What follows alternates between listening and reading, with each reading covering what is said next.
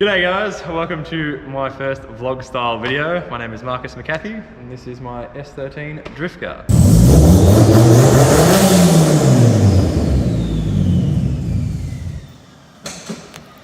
So it's my 91 S13 running an SR20 still. It has got a G25 Pulsar turbo with a third strike manifold. It's making 300 kilowatts, still stock bottom end. We've just come back from round one Vic Drift. Car's looking a little bit worse for wear. A few dents in the door, thanks to me mate Jordan. And I got a little bit overzealous in the expression session and yeah, she made some love with the wall. But she did pretty damn well. We came back with a first place qualifier. And probably would have done a little bit better if I wasn't an absolute idiot and stalled at the line. Today's plan is to pretty much strip the car bare. She's going to Mini's Paint and Panel in Werribee. They are sorting out, fixing up my damage and respraying a few panels here and there, so she'll come back looking schmick. This is my mate Jack that's going to be helping us out today. So let's get into it. Getting ready to pull the quarter panel off. I've like ground the bolt off, so I don't have a head to go in.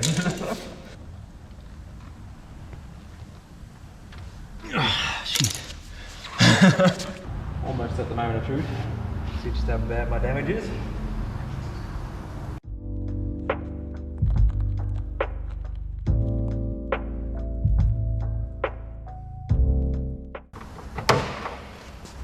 There we go. Yeah, not bad. Just butter scratch. Looks like a butthole. We have made smashing progress on the front end and we're already pretty much nearly done, I'm going to call it.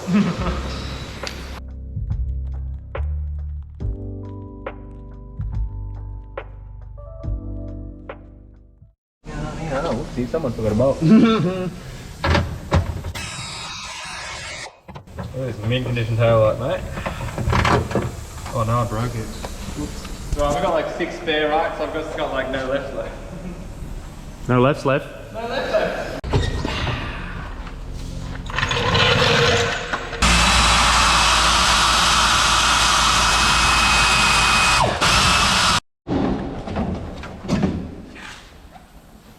This thing's been repaired like 6 times already. The last time I did this, I folded it over so hard I couldn't get to any of the bolts to actually pull the bumper bar. We actually had to straighten the car before I could even pull the bar off of it.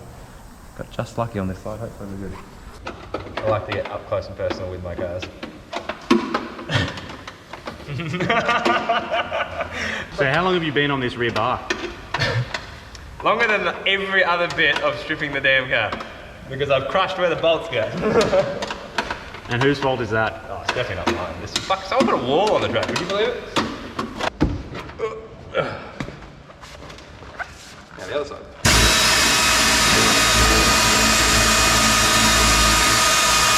There's so many rocks inside my quarter panel. See? When it gets straightened, then this bit will come out. So it's been less than an hour and the car is stripped as far as we need it. So I've got a new bonnet coming. This didn't get damaged in the event, but had a little accident on the way back from getting the thing dynoed with a latch that didn't get hooked up. Quarters will get painted off the car, bumper bar will get painted where it is probably, and then I've just taken the door card off the passenger side so we can beat it out a little bit from the inside and bog it up and give her a spray. I have got another door, but this one's still good for a little while, I reckon. We'll wait till she's completely screwed before we change that. As you can see, this side has had a little bit of love with the wall, probably like 6 or 7 or countless times, who knows. She still comes out alright, you don't see all of that. This is actually the first time I've hit the right hand side of the car, so you know, I'm starting something new experience for me. Probably a little bit worse than I thought it was, but it will be fixable. I think most of this is actually when I spun out in front of someone, and to avoid them, I stayed on the throttle, and I sort of was focusing on them and not the wall that was next to me, and this happened. But I already hit it earlier, a little bit, on a Backie, against the wall. Just lightly. we'll head on into my little cubby hole of S13 bits. Oh, what do we have here? Just a few tail lights and random crap, you know. Oh, that will do us well, I reckon. Then he's praying to the SR gods that my motor magically fixes itself so I don't have to rebuild it, aren't you?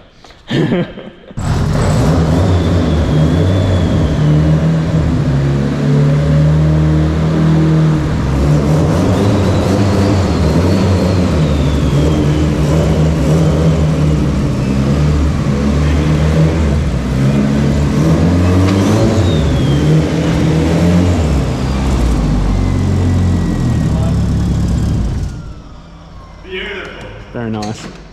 Isn't that just like, you can tell how well balanced the SR20 motor is, mate. Like, you can't even fall off of it. That's how well balanced. Beautiful engine. I thought you were rebuilding it. Yeah, I am rebuilding it. You can shut up. So, we are lifting the head, unfortunately, which, to be honest, I've probably been lifting for like the last 3 events, but I've sort of had hope that it was something else, like the radiator cap. Look like you lifted all, bro. Yeah, so it's still a stock engine internally. It's just got head studs and head gasket. I believe we overheated it a little bit when I had a block thermostat, and that is why it's caused the problems now. But we'll pull it apart. Fingers crossed. Fingers crossed. I can just get away with skimming the head and a new head gasket. I really don't want to rebuild the engine or deck the block, but we'll see how we go. First things first, pulling out the shifter. This car runs an AR5 transmission, which is the first of its kind in a Nissan. Thanks to my mate Travis, who runs Elate Manufacturing in Geelong. They've done these gearbox conversions for 1UZs for a while, and this is the first prototype one into a Sylvia. So soon enough, hopefully we'll have production versions for people as well.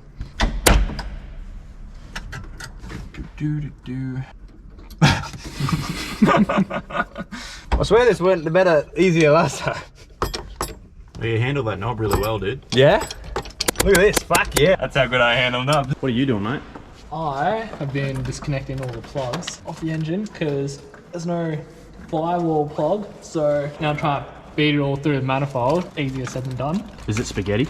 Oh, yeah. Palms aren't sweaty yet though. Great success, and with editing magic, that was 2 seconds.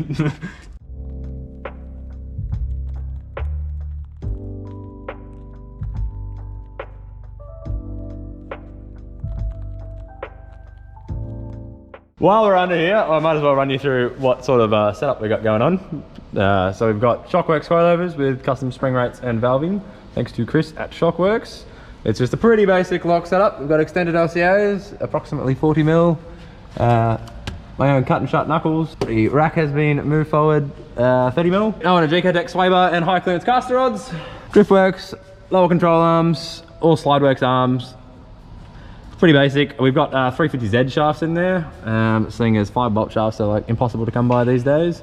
My mate Grubby from 21 Fab made us up these custom diff flanges to bolt the 350 shaft straight in. Grubby also made me this beautiful 3-inch stainless exhaust, which I have I've treated very nicely, as you can see, with just about every V-band being smashed and every part of it being scraped. But you know, that's the low car life we love. And yeah, this is our AR5 transmission. There'll be one more rendition of adapter plate and a bit more testing, but that should hopefully be out soon. Now we're going to pull the exhaust off, tail shaft out, cross member, gearbox, and then we'll drop it down and get everything ready off the motor, so that tomorrow when we have an engine crane, she can come out and she will be back to being a pretty bare shell. Probably the barest state it's been in ever, actually. Let's do it. Time to drop the oil at high quality Martini racing products. Yeah, that's that you can buy online. Huge shout out to Martini though. They've come and bought on this year and that has been awesome. Yeah. Yeah, my holes need a good stuffing. Yeah? Yeah, better grab some rags. Shove it deep inside the tight hole. Undoing some radiator hoses. I have drained it already, so hopefully we don't make too much of a mess. Here's the best part, you know, SR, watch me like, this will go wrong for the first time, but there has never been a drop in this fucking catch can. Yeah, it doesn't breathe a bit. Lifts the head, but it doesn't breathe. Not bad. Look at this, look at this. It didn't, that was about 3 seconds, guys, just so letting you know. Ta-da! That took no time at all. Danny's undoing an axle so that when they're pushing it around, it doesn't have a locker, or a working locker. That's us done for the night. She's pretty well apart. Literally, engine is Even the mounts are undone. Everything is ready to come. We just need the engine crane tomorrow. Danny decided he wasn't strong enough to lift it himself, so. Yeah, so that actually all happened pretty much, a lot quicker than I thought it was gonna happen. It's only, what time is it now? Like 8:30? Yeah, so we started after 5 after work and we're pretty much done. So tomorrow we'll rip this motor out and we might get the car down to Minius earlier than planned. Anyway, we'll see you tomorrow. All right, it is Saturday now, day 2. We are back here. We have an engine crane this time. Literally just got to pull off some oil lines, the oil filter relocation, and we're ready to lift her out. Got Belvedere here and Danny's back. Let's do it. Just gonna pull the clutch out now, and that should be our final step before the motor comes out.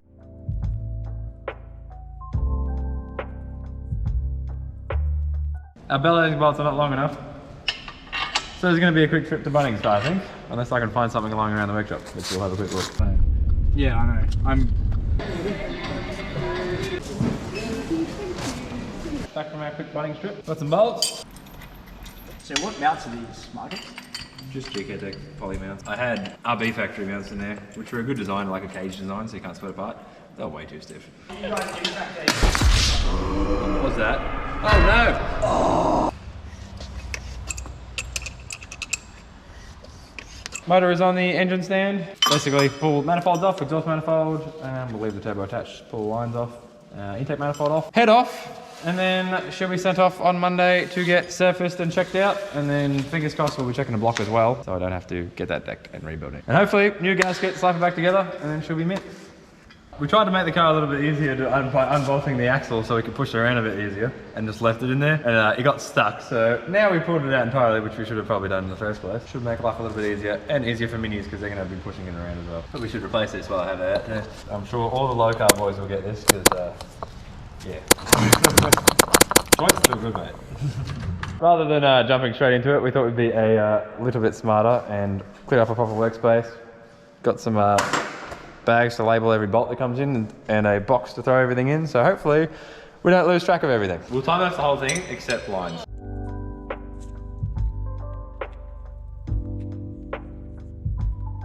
Tip for SR people, if you're pulling your head apart, go and get these cleaned out, because I destroyed a cam when I wasn't getting oil right to the end of it.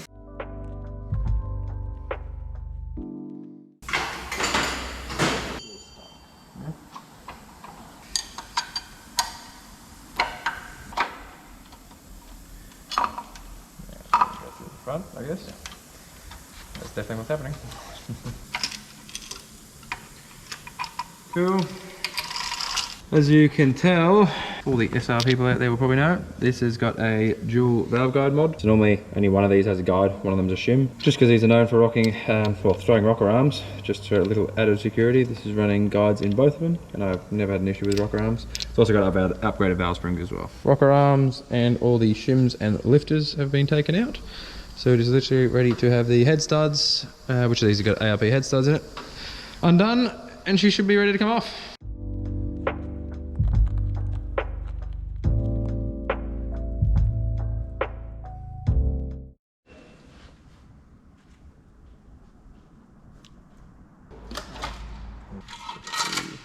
Look at that. Look at that. Alright, we sit it on its side because I don't want to look underneath anyway. Trying to look if there's anything obvious on the gasket. Yeah, nothing crazy. I would say it's that. Cool in galleries. Yeah. So. What we think, because this was only just lifting ahead, and it's only pushing water under full boost, like normal driving, never pushing anything. This is our best telltale sign we're finding, but at least that's promising because means we actually pulled it apart for a reason. Upon slightly further inspection, we don't have the nicest looking bores anymore, and a few of these things we can actually feel. I think the right move would be to give this motor a refresh. Even though it's still got good compression and whatnot, it's not worth putting it back together when we've already had it this far apart and then having issues shortly down the line. Our quick job will probably turn into a slightly more in-depth job, but fingers crossed, doesn't have to come out of the car for a long time after this. Isn't that right? Motor is upside down, didn't make too bad of a mess. Time to pull the sump off and yeah, continue the teardown.